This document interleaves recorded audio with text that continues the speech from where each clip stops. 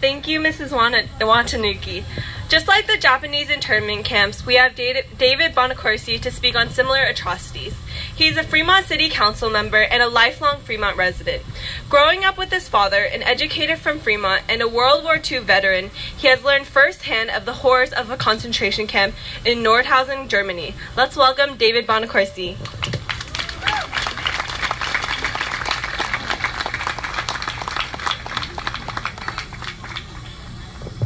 Thank you, Lisa, and to Lourdes Martinez, gracias por la voz poderosa. Sí se puede. Thank you for your powerful voice, and I learned something new today. Yes, I am a protected voice, and so today I feel a special obligation for all of us who are protected voices that we must speak out, and so I've been asked to bear witness. I bear witness to my father, Alfredo Paulo Bonaccorsi, as he bore witness to one of the darkest moments in our history. My dad volunteered to serve our country in World War II, and he joined what was then called the Timberwolf Division. They were gray wolves from northwestern United States, and they were very proud to be the Timberwolves. He was shipped out and deployed in 1944 in September, just months after D-Day. He went through France, he fought in the Battle of the Bulge, went through Holland, and eventually came and entered Germany in 1945. What had been a war at that point to free Western Europe and Europe from the clutches of Nazism became something far more significant for him and for the rest of the world: the freedom of the Jews from concentration camps. And so my father, with his own eyes, saw humanity in its darkest moment. In April 1945, the 104th arrived in Nordhausen, Germany. There they came upon Mittelbau-Dora, a Nazi concentration camp. This is what my father and the 104th saw, as written in a first-hand count by his division called the Timberwolf Tracts. In Nordhausen, the division found a large German concentration camp, discovering 5,000 corpses among 6,000 inmates in various stages of decay.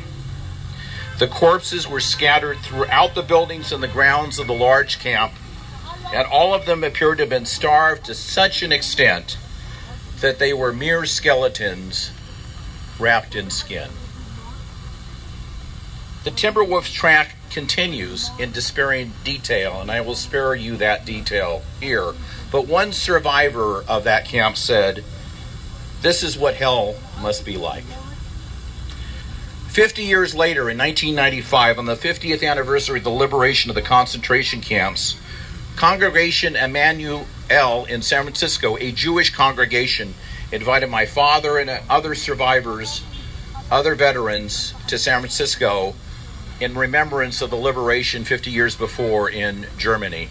There he was joined by veterans of the U.S. Army and also the Red Army from Russia that came and also liberated concentration camps. They received medals of recognition, of tribute, and thanks. My dad was then interviewed that day on the local ABC Channel 7 station, and he was a very educated man, he was a very articulate man, but as we gathered around the TV set to see what he had to say, he says, "I have no words. I don't have the words to describe what I saw." 50 years later, he was still shaken by what he witnessed beyond words. Some may ask here, why does recalling the horror of concentration camps 70 years ago in faraway Germany have anything to do with this rally today? Why does it? The reason is simple. The policy of this administration, rooted in terror, lacking empathy, and lacking basic decency and humanity, inhabits that same dark place that made concentration camps and mass genocide possible.